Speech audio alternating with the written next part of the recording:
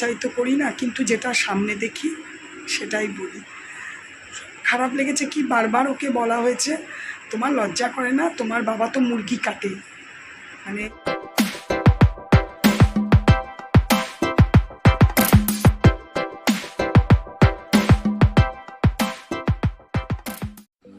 জয় মঙ্গল চণ্ডীর জয়। আজকে জ্যৈষ্ঠ মাসের দ্বিতীয় মঙ্গলবার। নতুন ভিডিওটা তোমাদের সাথে শুরু করলাম জয় মঙ্গল চণ্ডীর পুজো দিয়ে। আজকে জয় মঙ্গলবারের পুজো বাড়িতেই করলাম। আমি প্রত্যেক সপ্তাহে মন্দিরে যাই না, দিদিও যায় না। প্রথম আর শেষটা মন্দিরে যায়, তারপর তো আমার শ্বশুরবাড়িতে পুজো ঘরে হচ্ছে। আজকেরটা বাড়িতেই করছি, ঘরে যেরকম পারি নিজের মতো করে পুজোটা করলাম। এবার আমরা দুজনে মিলে ব্রত কথাটা পাঠ করব। আসল হচ্ছে ব্রত কথা। ঠাকুর মন্দিরেও ঠাকুরমশাই বললো ব্রত কথা এখানে মন্দিরে পড়তে পারবো না এত লোকের, আপনারা ঘরে গিয়ে পড়ে নেবেন। ব্রত কথা মানেই পুজো হয়ে যাবে সম্পূর্ণ। ব্রত কথাই আসল। হাতে ফুল বেলপাতা নিয়েছি, মা মঙ্গলচণ্ডী মা দুর্গার চরণে ফুল দিয়ে সামান্য অল্প করে মিষ্টান্ন দ্রব্য দিয়ে পুজোটা সারলাম। আমি এবার ব্রত কথাটা পাঠ করব। জয় মা মঙ্গলচণ্ডী জয়। ব্রত কথা। হ্যাঁ, শিব থাকেন কৈলাসে, আকাশ থেকে যেন কোটি কোটি চাঁদের আলো ঝরে পড়েছে সেই কৈলাস পর্বতে। গন্ধর্ব, কিন্নর, যক্ষ ও বিদ্যাধারীগণ কৈলাসে শিবলোকে পরিপূর্ণ হয়ে গেছে। এমনই একটি দিনে মা ভগবতী পদ্মার সঙ্গে বসে নানা কথা আলোচনা করছিলেন। হঠাৎ তার মনে হলো মত্তাধামে তার পূজার প্রচলন হওয়া দরকার, তার ব্যবস্থা করতে হবে। এই কথা শুনে পদ্মার খুব চিন্তা হলো। সে ভাবতে লাগলো কেমন করে মত্তাধামে মায়ের পূজার ব্যবস্থা হতে পারে। পদ্মার মনের কথা বুঝে মা ভগবতী বললেন এর জন্য কাউকে ভাবতে হবে না, তিনি নিজেই তার পূজার ব্যবস্থা করবেন। আর করলেনও তাই। মায়া করি ধরে মাতা জয়াবতীর বেশ, হাতে লাঠি কাঁধে ঝুলি উড়ে পড়ে কেশ। ব্রত করে তার সংসারে কোনো বিপদ আপদ থাকে না, অকাল মৃত্যু হয় না, হারানো নিধি বা হারানো বস্তু ফিরে পায়। জয় মঙ্গল চণ্ডীর জয়, জয় মঙ্গল চণ্ডীর জয়, জয় মঙ্গল চণ্ডীর জয়।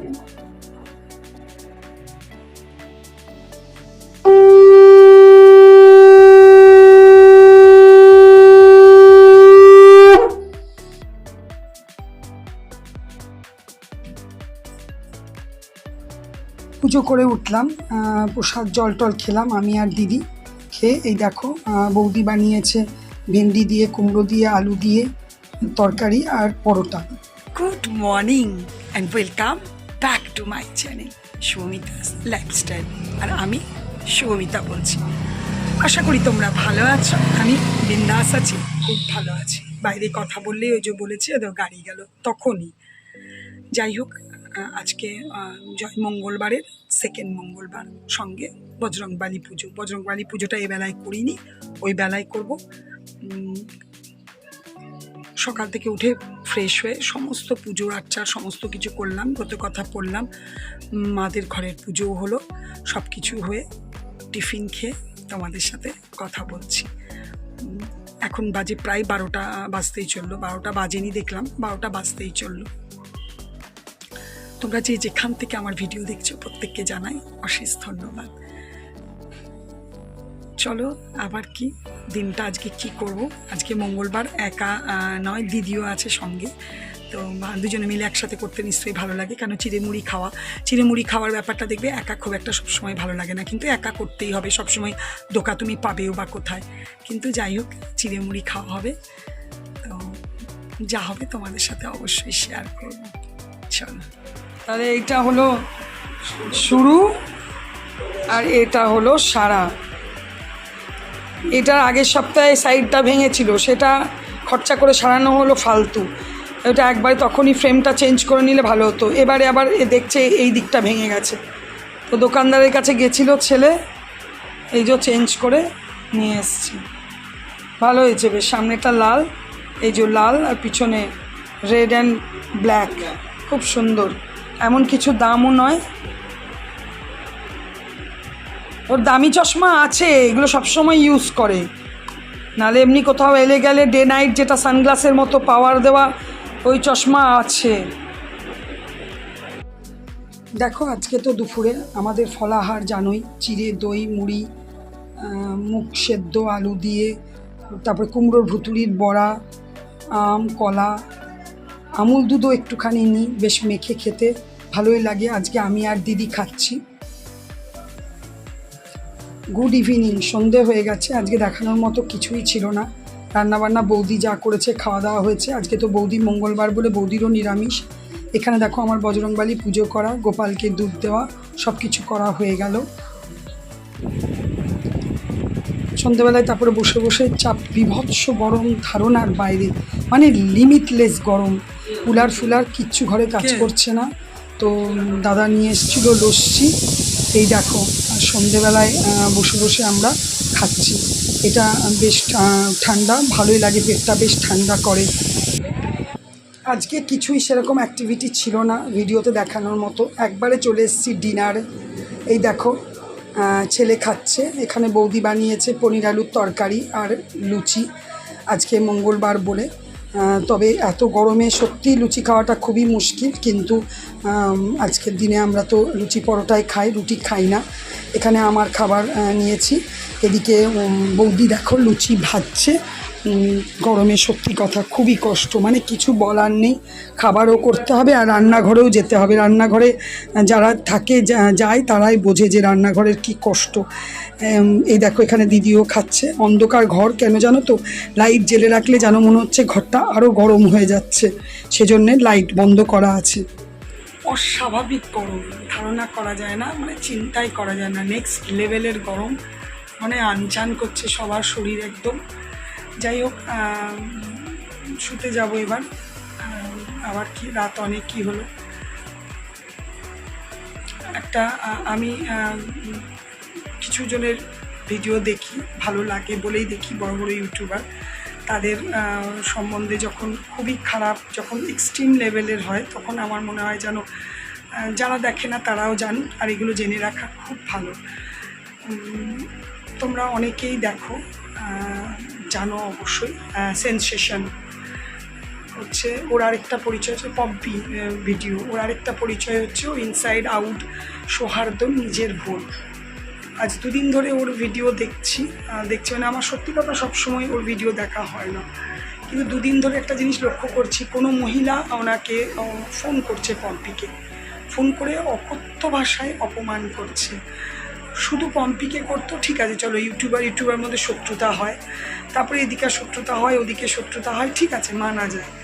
হ্যাঁ, ব্যাপারটা তো পুরো বোঝাই যায় যে কন্টেন্ট বাড়াবার জন্য এইসব, আর কিচ্ছু না। কিন্তু খারাপ কোন জায়গাটায় লেগেছে, ভদ্রমহিলা মানে পম্পির বা সৌহার্দ্যর যাই বলো, দুজনেরই বাবাকে মানে অকথ্য ভাষায় অপমান করেছে।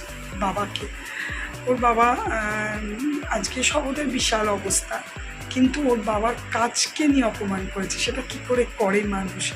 আমার এটা সত্যি মানে খারাপ লেগেছে। তোমরা যে কেউ সেন্সেশন ব্লগ না দেখে থাকলে, ওদের ব্লগ তো আগামী আজ আর গতকালের ভিডিও দেখো, তোমরাও হাতে নাতে প্রমাণ পাবে আমি যেটা বলছি। পম্পির মানে সেন্সেশনের 175K, মানে 1,75,000 ওর সাবস্ক্রাইবার। ভালোই চ্যানেল, বেশ ভালো চ্যানেল। তো তাকে গালাগালিটা ও পুরো মানে আমাদেরকে পুরো শোনাচ্ছে। আমি যেহেতু ভিডিও তুলে দেখানোটা ঠিক প্রেফার করছি না, নাহলে আমি ওর ভিডিও ওই জায়গাটা দেখাতে পারতাম, কিন্তু আমার মনে হলো না, মুখে বলি। তোমাদের যদি দেখতে হয় তাহলে দেখতে পারো সেন্সেশন, তাদের দুটো ভিডিও, যে কী পরিমাণে এক ভদ্রমহিলা শুধু ওকে না, আরও 2-4 বড় বড় ইউটিউবারদের গালাজ, মানে কত রকমের কথা বলেছে। মানে কিভাবে অপমান করা যায় একটা মানুষকে, আমার অবাক লাগে। কতটা কি আর সত্যতা দেখো, আমরা যাচাই তো করি না, কিন্তু যেটা সামনে দেখি সেটাই বলি। খারাপ লেগেছে কি, বারবার ওকে বলা হয়েছে তোমার লজ্জা করে না, তোমার বাবা তো মুরগি কাটে। মানে পম্পি বা সৌহার্দ্যর বাবার মুরগির বিজনেস আছে। কাটে বলতে উনি কাটেন না, ওনার মুরগির বিরাট বিজনেস আছে, ছোটোখাটো নয়, বেশ বড় নাম করা বিজনেস। বারবার একটা কথা বলা হয়েছে, তোমার বাবা তো মুরগি কাটে তোমার। আর ও বারবার এত শান্ত মেজাজে ও হ্যান্ডেল করেছে, হ্যাটস অফ। ও বারবার বলেছে যে হ্যাঁ, তো খারাপ কি, আমার বাবা তো মুরগি কাটেই। সত্যি কথাই তো আপনি বলছেন, সত্যি কথা। আমাদের এত একটুতেই রাগ হয়ে যায়।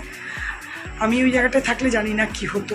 আর এটাই ওই ভদ্রমহিলা চেয়েছিলেন যে পম্পি তুমুল রেগে যাক, রেগে গিয়ে দুটো অকথ্য ভাষায় কথা বলুক, তাহলে ওটাকে উনি রেকর্ডিং করে ওনার চ্যানেলে দেখিয়ে ভিউজ পাবে। মানে কি অবস্থা, কদিন ধরে আমি এটাই লক্ষ্য করছি যে মানুষ কিভাবে কতটা নিচে নেমে যেতে পারছে ভিউজ পাওয়ার জন্য। আজকেও ও ভিডিও ছেড়েছে যে এনাফ ইজ এনাফ। আজকেও ভদ্রমহিলা যথারীতি ফোন করে যথেষ্ট বাজে ভাষায় কথা বলেছে। আজকে পম্পিও 2-3টে কথা ওনাকে বলেছে, বলাটা উচিত ছিল যে এরপরে যদি আপনি ফোন করেন তাহলে আপনার নাম্বারটার এগেনস্টে আমি কেস করব। আপনার একটা করে নাম্বার আমি ব্লক করছি আর আপনি আরেকটা নাম্বার থেকে আমাকে ফোন করছেন। তো তোমরাও দেখো। আর সত্যি আমরা তো ইউটিউবার, আমাদের এগুলো জানা উচিত। তাই জন্য আমার মনে হলো যে যারা ওর চ্যানেল দেখো না, ভিজিট করো না, তাদের এগুলো জানা উচিত। কালকে এই জায়গায় যে কেউ আমাদের কোনো ইউটিউবার যেতে পারে, তার কেউ এরকমভাবে কেউ ফোনে থ্রেড দিতে পারে, তো জেনে রাখা ভালো। সেজন্য তোমাদের সাথে শেয়ার করলাম। চলো, যদি ভিডিওটা ভালো লেগে থাকে প্লিজ লাইক কমেন্ট করো, আর অবশ্যই আমার চ্যানেলটাকে সাবস্ক্রাইব করো। তোমরা ভালো থেকো, সুস্থ থেকো, সাবধানে থেকো। Good night, tata.